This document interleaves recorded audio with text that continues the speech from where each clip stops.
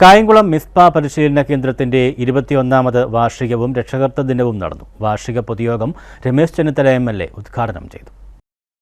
കായംകുളം മിസ്പ പരിശീലന കേന്ദ്രത്തിന്റെ 21ാമത് വാർഷികവും രക്ഷകർത്തൃ ദിനവുമാണ് സംഘടിപ്പിച്ചത്. വാർഷിക പൊതുയോഗം രമേശ് ചെന്നിത്തല MLA ഉദ്ഘാടനം ചെയ്തു. നമ്മുടെ മാനസികവും കായികവുമായ വെല്ലുവിളികൾ നേരിടുന്ന ഏതാണ്ട് 104ഓളം കുട്ടികളെ ഇവിടെ സംരക്ഷിച്ച് വളർത്തി അവരെ വലുതാക്കുന്ന ഏറ്റവും മാതൃകാപരമായ ഒരു പ്രവർത്തനമാണ് മിസ്പ പരിശീലന കേന്ദ്രം നടത്തുന്നത്.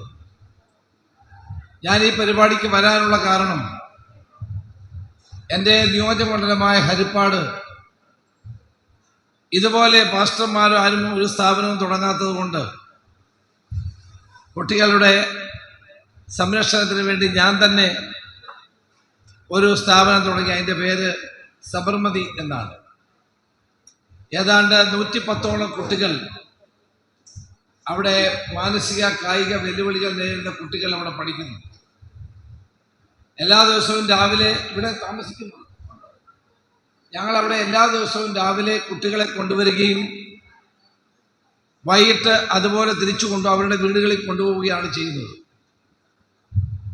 ഞാൻ എൻ്റെ അഭ്യർത്ഥന മാനിച്ച ശ്രീ യൂസഫ് അലി ഞങ്ങൾക്ക് 1 ഏക്കർ സ്ഥലം വാങ്ങി നൽകുകയുണ്ടായി.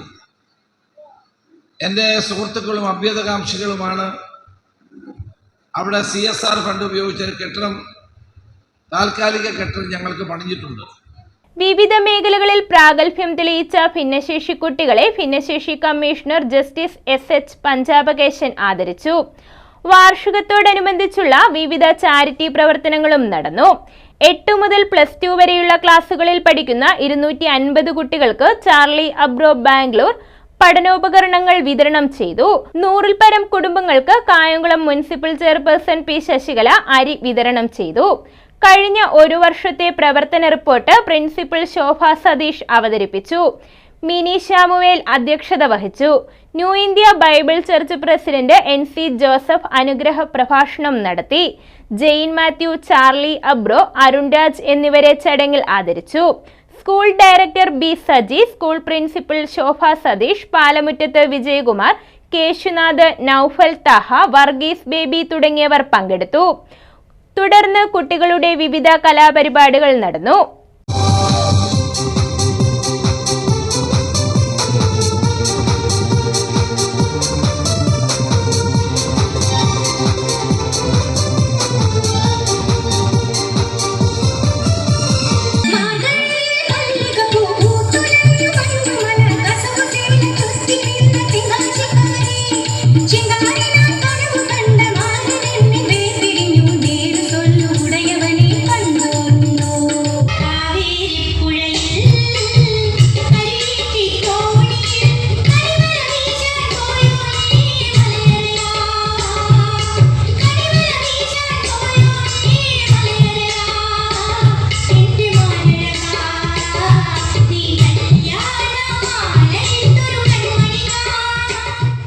News bureau, Kayamkulam.